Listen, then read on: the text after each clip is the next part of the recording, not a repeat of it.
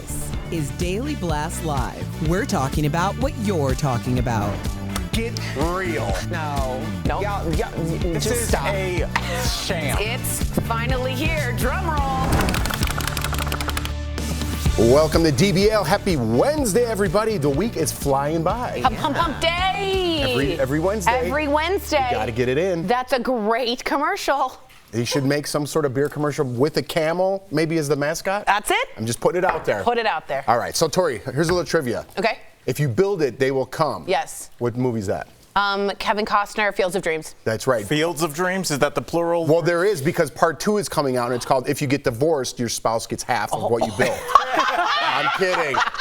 I'm kidding. That might be the case for Kevin Costner, whose wife filed for divorce 18 years after 18 years of marriage. TMZ is reporting that Kevin's ex is asking for joint custody of their 3 kids, but is not asking for spousal support because there is a prenup in place. We don't know how much money that is. In a statement, Kevin's rep said, quote, circumstances beyond his control resulted in Kevin having to participate in the dissolution of his marriage. Whoa. What does that mean? Dude, that makes me so angry. I would sue for double if I got a letter like that. No. This all comes amid reports that Kevin may be leaving his hit show Yellowstone due to disagreements between Kevin and the show's creator. Depending on what's in that prenup, he might have to go back to work. I mean, really? Wow. Yeah. Really? I mean, it's a thing. It's sad when any relationship ends. I mean, we don't do a lot of stories on here, Tori, where somebody does have a prenup in place. And I mean, maybe this is kind of the way things go from now on. But again, it's sad to see a relationship, and especially where Kevin Costner is in his career. I think he's just one of the people where you're looking, you're like, what a career. You think somebody has everything, and here they are on their second divorce, and this one seems like it wasn't his idea. So it's just everybody's dealing with their own stuff. But The problem with Kevin? Yeah, the problem with this being like the publicist and all those quotes is that we're hearing such little things that we're all going to speculate much more widely than if we just heard the reason. Do you know what I'm saying? Right. Like, she's like, I want it, he doesn't. He's like, circumstances beyond his control. Like, is it aliens? Like, what's going on? Like, so I wish sometimes they were just like, here's what happened. We hope the best for each other. We probably wouldn't have done it on the show, or you know what I mean? If we grew apart. Yeah, or like whatever, just like this lawyerly vague raindrops of information make it like more juicy for the tea. Well, it seems like circumstances beyond Kevin's control, he has to participate in the dissolution of the marriage. Was he the catalyst for the Did he cause it or circumstances not? beyond his control once she made the control move of dissolving the marriage? Like, we have so many questions. It does breed more questions than answers. Right. But we also showed a video of them with their 3 kids. Obviously, in these situations, regardless of how famous you are, you don't want to, most of the time, a lot of the time, people don't want to say bad things or diminish the way that a child looks at their parent, and going through a whole public scandal will do that. Yeah. So I can understand that. I still remember her wedding gown. Do you really? Yeah. What did it look like? 18 years Really? ago. It was a Monique Lhuillier. I love Lhuillier. That was the first time that I had heard that name before. Love Lhuillier. And I was like, she looks like a human doll. Like, I do remember that very clearly. How do you remember that very clearly? Because women remember wedding dresses Because it was just something about, like, the aesthetic of when they came out as a couple, when they got married. It was like so striking that it's something that I remember. But at the end of the day, go on, sis. Move on with your life. You got years ahead of you. Dance with the wolves. Do what you want. There you go, another reference. Thank you. That was pretty good. Thank you. All right, so Gwyneth Paltrow, speaking of tea, is dishing on a couple of her famous exes. So during a chat on the Call Her Daddies, or Daddy, just one podcast. You guys are pluralizing everything. Call her daddy. Well, there's a couple daddies in this story. That's why I said that. So Gwyneth said she ended her engagement to Brad Pitt in 1997 because she wasn't ready to get married in her early 20s and was heartbroken when they split up. Looks so similar. And another zaddy, Ben Affleck, she dated on and off from 1997 to 2000, and they had this to say when asked, how dare you ask this? Who was better in bed? Let's watch.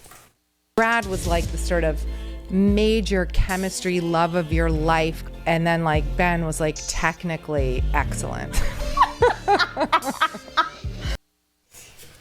Yeah.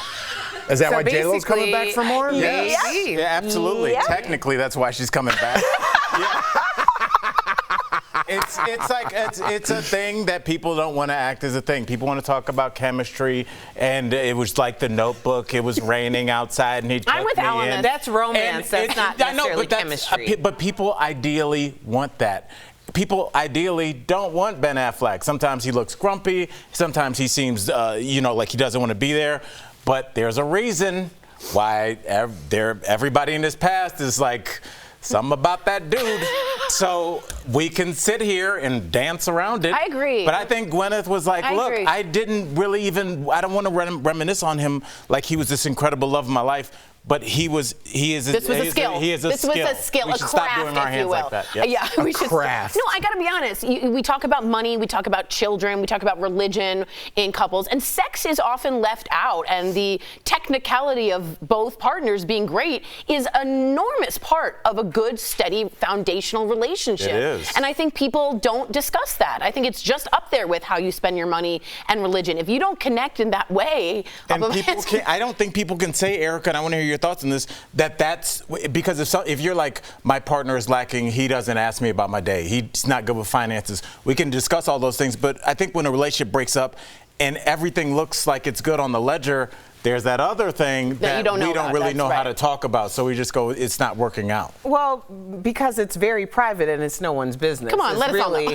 Well, no, that's really the reason why we're not talking about so the financial picture versus the sexual picture. It's like, what? I didn't get that, what you're getting from what she said. I heard that Brad paints outside the lines, and that Ben knows how to get the job done. Oh. So it's like, that is like a chemistry versus when she said technically. Like a skill. No, she said technically excellent. Don't throw that word out. Excellent. That's a big deal. Right, which to me means that he knows how to bring it home. Yeah, that's what we all got. Yeah, but also that doesn't diminish what she's saying about I think it does. I don't think. I wouldn't go with technically excellent. Jeff, do you want to be technically excellent? No, I want to be Ben in this scenario. I want to be Ben. Listen, I could sum this whole thing up in one sentence if we were on HBO, but I can't. You know what I mean? I'm with Al. I want to be Ben in this scenario. I don't know. Technically excellent people could also just be very much quick to the finish line. No, that wouldn't be technically excellent. Well, yeah, it would. It's like a good sprinter. They are technically excellent and efficient. Right, especially considering things people care about. Well, no, considering most women have never had the technical aspect of getting to the finish line. Thank you for that hand. Then anyone who's able to do it over and over again, that creates something where it's like, well, at least I know that I'm not gonna. It's a valuable skill. Yeah, it's a valuable skill, but it's also like. No. Yeah, it's a valuable skill with no painting outside the line. Okay, we want both. We want both. Erica, it's something that will probably come into play almost every day in your relationship. Every day. I'm going to tell you. I have a very difficult time having this conversation with you. Okay, for a multitude of reasons. But at the end of the day, you can't tell me anything on this side of the. That's true. You cannot. No, I'm a you dude. can't even. I can tell you. You are a dude, so you do not know. Yeah, I can't know my perspective. Your perspective means nothing in this conversation. I am so sorry. Ask any dude in here if they want to here's the deal. The lines. It means nothing outside of this conversation because no one truly has the ability to assess where their lane falls anyway. I can tell you, you talk to 10 guys right now and say, are you technically excellent or do you have a tendency to color outside the lines? And I think 8 out of 10 times, they're going to get it wrong. They would ask if I was on drugs if I asked my friends that. No, honestly, I don't think women are two martinis deep having girls' night saying, oh, he painted outside the lines. I think they're like, he was technically excellent. That's why she's talking about it 2 decades later, because he was that excellent. I guarantee that they say he paints outside the lines, and I can guarantee it because it's also a famous quote from the original Sex and the City movie. Thank you. Next. No, wow. What? She nexted you. I know, but that's it. You can't walk. It's like a walk-off home run when you got like a dribbler to first base. Look, honestly, you hear the no arguments from any. Does any guy in here want to be paying outside the lines, or do you want to be Clap if you want to paint outside the line. Wait, maybe we should start with if you know what that even means. Right, and clap if you want to be technically excellent. Clap if you want to be both. Hey, Thank you. Thank you. I don't know what's happening. I have kids and I'm tired.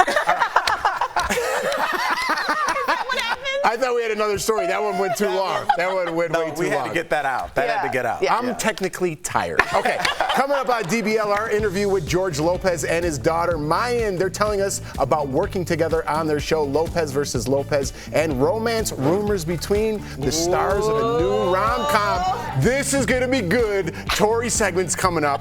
Actually.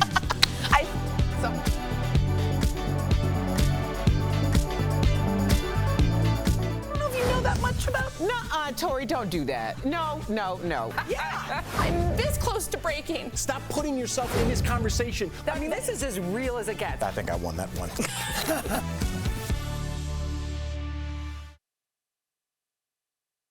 Pizza Empire. Okay, so if you guys don't know, Glenn Powell, did you guys watch Top Gun? Yeah. He's the blonde guy who's like the new Iceman. Hangman. And Sydney Sweeney from White Lotus and Euphoria. Do you guys know Sydney Sweeney, the blonde? Yes, I know her. Okay, right. I love her. Okay, we all love both of them, right? Well, they're in a new movie together, and it's called Anyone But You, and it's a rom-com. Well, they have... Just let him watch the segment. Okay. And continue with what we were talking about, which was funny. Okay. Hey guys, so there's a pet adoption coming in July. Is that what you're talking about? Oh my God. Interesting. You're right. Sex is more Yeah. interesting. So what I'm saying when I'm saying paint outside the lines, there's a lack of predictability. So when Here we you're go. saying Now we're back about- on track. She was almost dissing Ben in a way. I did not get like I almost want to be like the technically excellent. I want to be the excellent. guy who was brought the chemistry Yeah, and the there's heat. a I love mean, the of- heat because is what all it's of about. that- It's not about technical. That's almost Yeah. a diss. Anyone can be technically good. The heat is what I don't you're know. always looking for. I thought. That's coming It, from... I got that, a in different other words, view. is saying he knew. He paid attention in health classes, technically. Yeah, exactly. Okay. But That's not. I think that's a problem for I a would lot be of. insulted if I was Ben. No, I think he's in a relationship. I want her to remember me Yes, as the but guy who she's brought also got to say it in a certain way to not dish J-Lo. She's talking about a man in a relationship, so she I'm with can't you. go on and on about him. She's just like, he was good too, that's as far as I can say. But I mean, she didn't go, you know, they were both really good relationships, but my chemistry with Brad was just off the chain. She could have said that, and that's not a diss on. Yeah, but I heard it like that. to I use the heard it word like excellent. Brad was great. He was so fun. Brad and was we a hugged, love of and it his was life, nice. and Ben was just someone she dated. And I thought, she's like, but Ben, Yeah. I still remember it, and It was it's like a been Leonardo. 25 years. Yeah. That's what I don't that's know. what To 25 say years. that the chemistry was so strong to me means more than like.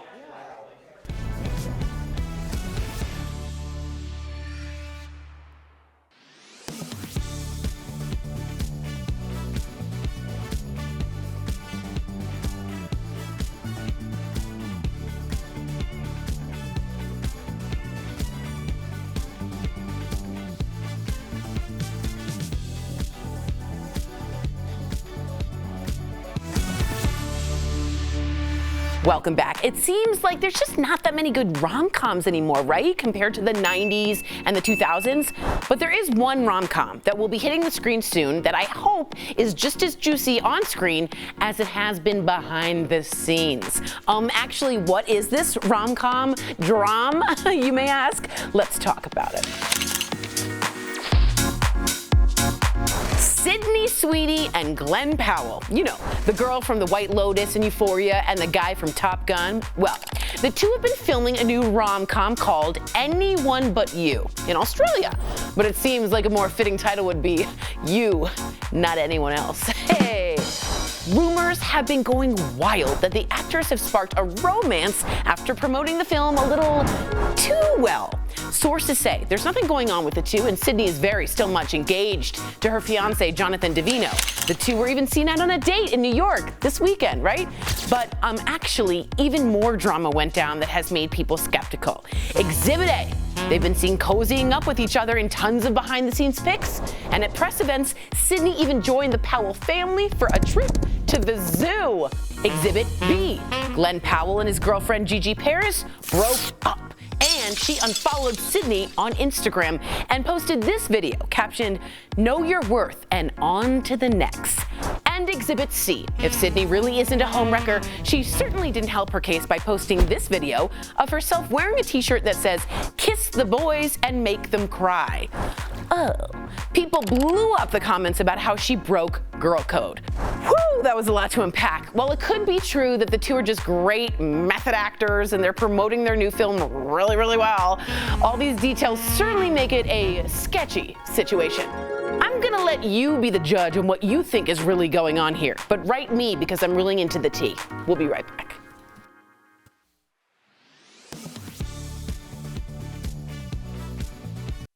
Build a good credit score, and typically you'll find it easier and cheaper to get a loan.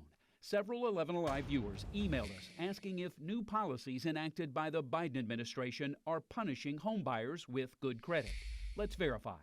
Our sources are the Federal Housing Finance Agency, the National Association of Realtors, and Rohan Ganduri, Assistant Professor of Finance at Emory University's Gosueta Business School. The change that took effect May 1st involves fees that impact your mortgage interest rate. Factors include the size of your down payment and your credit score. The Federal Housing Finance Agency changed the way those fees are calculated for loans backed by Fannie Mae and Freddie Mac, two companies that guarantee home mortgages in the United States. Ganduri tells us it's true. Fees will increase for many with good credit and drop for many with lower credit scores. But it won't impact all home buyers. But I want to say that a majority of the homeowners in the US will be impacted by this because most of the loans are loans that are in some ways guaranteed by Fannie and Freddie. The National Association of Realtors says there have been multiple changes to the fees since they began in 2008. The Federal Housing Finance Agency says one of the goals is to support lower-income borrowers. Ganduri says despite the changes, it's still better to keep your score high. You will end up paying lower costs when you're trying to finance your mortgage. It's just that you are not going to be paying as low as you were. So we can verify fees will be slightly higher for some home buyers with good credit scores, but it will still cost them less than borrowers with lower scores in the long run.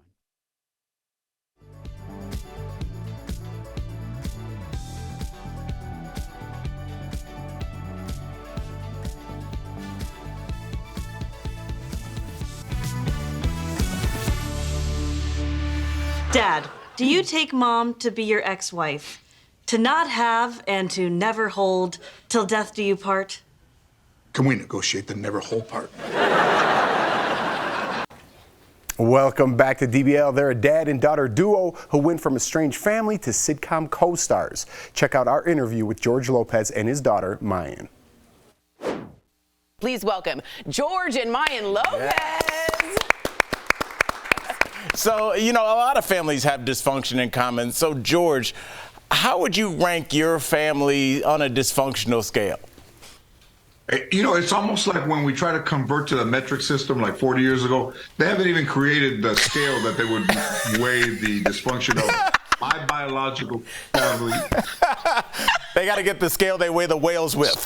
Yeah. So Lopez versus Lopez is all about an estranged father and daughter reconnecting. So Mayan, how did your own relationship inspire the show? You know, this whole show started from a TikTok that I made, actually, of me making jokes and trying to relate to people about divorced families, mending relationships. And one of the TikToks that I made went on the For You page of our now showrunner and also co-creator, Debbie Wolf. And she saw something in my father and I's dynamic and me, and here we are at the season finale of Lopez versus Lopez. So it's really crazy to think that, like Mayan and George, I call her Shmayan, I call her sitcom Mayan. It's just get confusing. But our characters really, from the beginning to now, have really represented the real life of what my dad and I have gone through. Like, that we're able to be as stronger at the end, and now we get to hopefully build on for more and more. Now, Mayan, you grew up on the set of George Lopez. Do you find a lot of your dad's humor in your own? Like, what do you guys have in common, and what do you see as like a little bit of a difference? You know, I got very lucky because both of my parents are hysterical. My mom is probably one of the funniest people that I know. She is hilarious. And I think with my dad, I think I definitely inherited the quick things will just come into my head. I think the quickness. I think when I displayed it even when I was a little kid, and my dad was like, "It's genetic," she's got it, and I think that still carries over to today. I think I see a lot of my comedy style with my dad and being able to take chances, but I also see the influence of my mom, and then what I've discovered within myself. That's amazing. Well, family dynamics are an interesting thing. What have you both learned about what good parenting is from each other? For mine, I've learned that she's able to forgive. And when I was growing up, we never forgave. And a grudge like 40 years was just the beginning. Oh, wow. And none of that should be looked at as a badge of honor. So mine's taught me the ability to be able to forgive. Oh, wow. That's beautiful. And I will go to a story of one time my dad did ask me years ago, Mayan, am I a good dad? And I took a second. I had to think about the right response, and I just went, better now. And I think that is what I have to say today. One time out this window, Mayan says, are you an alcoholic? And I said, what did you say? Are you an alcoholic? Hey, listen, if you have a problem with me and my life, why don't you stop taking my money? And she said, you look overheated. Let me get you a beer.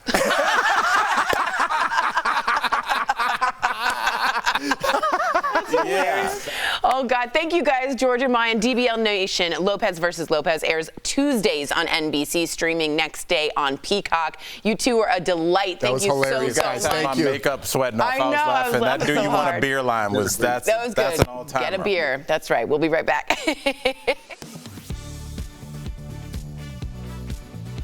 When it gets dark, your brain naturally produces the hormone melatonin to help you fall asleep. Some people take melatonin supplements to help speed up that process. The recommended dosage for melatonin varies depending on a person's age and symptoms, but the Sleep Foundation says 1 to 5 milligrams should work for most adults. Verify viewer Heidi texted us to ask if it's true that melatonin dosage numbers are incorrect on labels. So let's verify.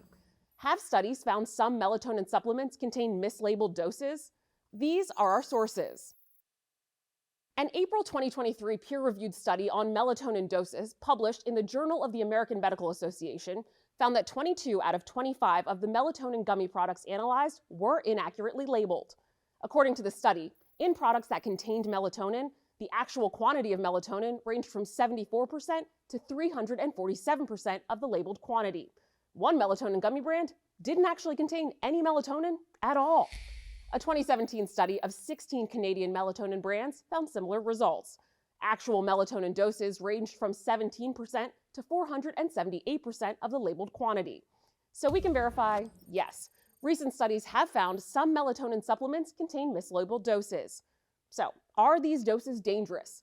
The Sleep Foundation says high doses of melatonin can cause side effects like headaches, stomach cramps, dizziness, and mood changes. But the supplement is unlikely to cause a lethal overdose, according to the National Poison Control Center.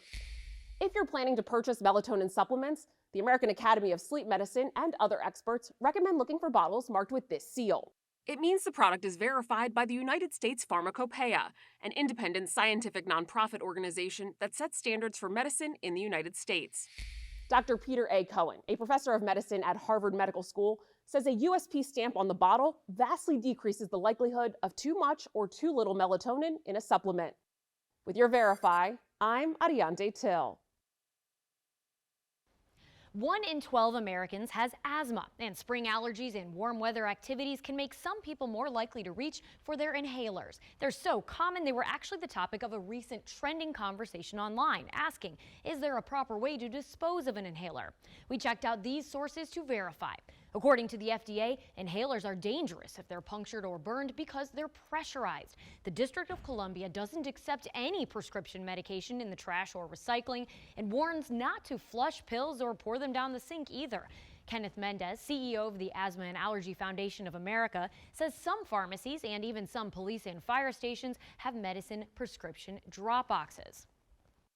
So don't want any of the medication to get in the water supply, for example, or if someone gets hold of them, they could be misused. We checked with pharmacies in D.C., Maryland, and Virginia, and each of them said they accept your used inhalers. So we can verify, yes, there is a proper way to dispose of used inhalers. Call your nearest pharmacy to see if they'll accept them. On our website, we help you out with this. We have a list of all the locations in D.C. with pharmacies with prescription drug drop boxes. With your Verify, I'm Abby Larico.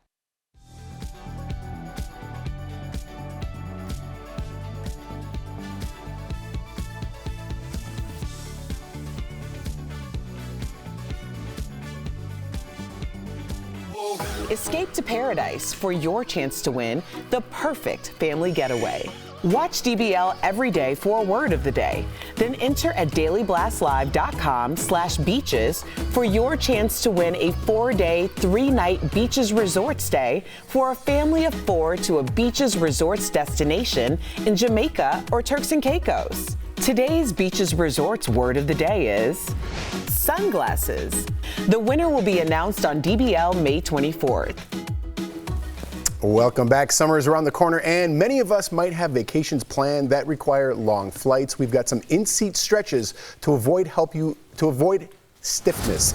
It's time for some joint and muscle support, brought to you by Omega XL. To help your back, try a seated twist. Place both hands on your left armrest and twist to your left and hold it for 5 seconds and then switch to your right side. To help your hips and ankles, lean back in your seat and bring one knee towards your chest and do some ankle circles. Do this for 5 seconds and then switch legs. Omega XL has improved the lives of millions of consumers, supported by 30 years of clinical research. Omega XL's powerful and proven benefits have transformed the lives of athletes, celebrities, and dedicated daily users. Call 800-813-6801 or visit omegaxl.com for more information. And quickly before we go, we get some Hall of Fame news for everybody. Ooh. The class of 2023 hasn't been inducted into the Rock and Roll Hall of Fame. Some of the new class includes rapper Missy Elliott. Yes. George Michael, who passed away in 2016, won the fan vote with more than 1 million votes. Bravo. Country singer Willie Nelson, he made the cut. Yeah, what? We let him in there. Foundational singer. Sheryl Crow said she was shocked to be inducted, and alternative rockers Rage Against the Machine also got in after being nominated 5 different times. Dang! Yeah, they did it. Look, all pioneers and all kind of, in their different ways are still like impacting. Like Willie Nelson is still relevant. We just had Sheryl Crow on the show. Rage Against the Machine.